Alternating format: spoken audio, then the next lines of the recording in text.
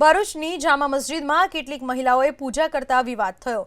મુસ્લિમ સમાજે વિરોધ નોંધાવીને જવાબદારો સામે કાર્યવાહીની માંગ કરતા સમગ્ર મામલો પોલીસ સ્ટેશન પહોંચ્યો। ઐતિહાસિક જામા મસ્જિદમાં કેટલીક મહિલાઓ દ્વારા પૂજા કરવામાં આવી હોવાનો વિડીયો સોશિયલ મીડિયામાં વાયરલ થયો। વાયરલ થયેલા વિડીયોમાં મહિલાઓ ફૂલ શ્રીફળ પ્રસાદ સાથે મસ્જિદ પરિસરમાં પૂજા કરતી જોવા મળી। જામા મસ્જિદ હાલમાં પુરાતત્વ વિભાગના સંરક્ષણ હેઠળ છે। જો કે સંત સમાજ દાવો કરે છે કે આ સ્થળ મૂળ સમડી વિહાર જૈન મંદિર અને ચક્રધર સ્વામીનું જન્મસ્થળ છે, જેને લઈને લાંબા સમયથી વિવાદ ચાલી રહ્યો છે।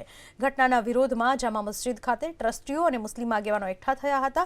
આરોપ લગાવ્યો કે આ સ્થળ ઇસ્લામિક ધાર્મિક પરંપરાઓ મુજબ સંચાલિત થાય છે, તેથી અન્ય ધાર્મિક ક્રિયાઓ યોગ્ય નથી અને ધાર્મિક સ્થળની પરંપરાઓનું પાલન થવું જોઈએ।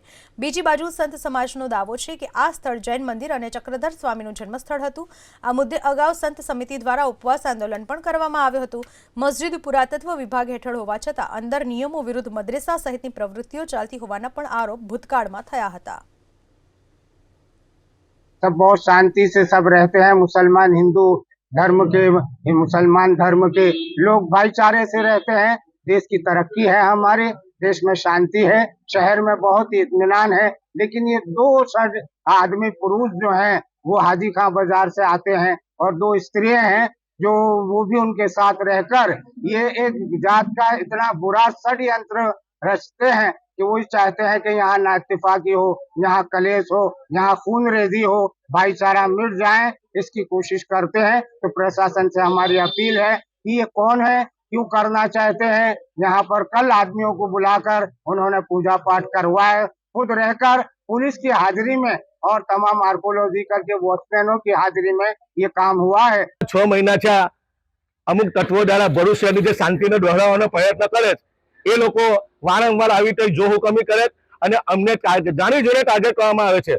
જ્યારે પુરાતત્વ વિભાગે અમને જે સૂચના આપ્યા અમે એનું પાલન કર્યું।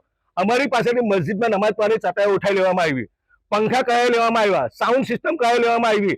અમે જે કુરાનની પેટીઓ મૂકતા હતા તે કબાટો ઉઠાઈ લેવામાં આવ્યા, તસ્બીહો પડવાની ઉઠાઈ લેવામાં આવી, બહારનું વજૂખાનું તોડવાનો ઓર્ડર કર્યો। અમે તમામ નિયમોનું પાલન કર્યું કે કાયદો સર્વોપરી છે। જે પુરાતત્વ વિભાગ અને પ્રશાસને અમને નોટિસ આપી એ નોટિસના આધારે અમે તમામ વસ્તુ અહીંયાથી કરી લીધી અને પ્રશાસનને અમે મદદરૂપ થયા। પરંતુ હવે અમને એવું લાગી રહ્યું છે કે અમારા મુસ્લિમ સમાજ સાથે સીધી રીતેમાં અન્યાય થાય એવું આ સાબિત થાય તેની ઉપર।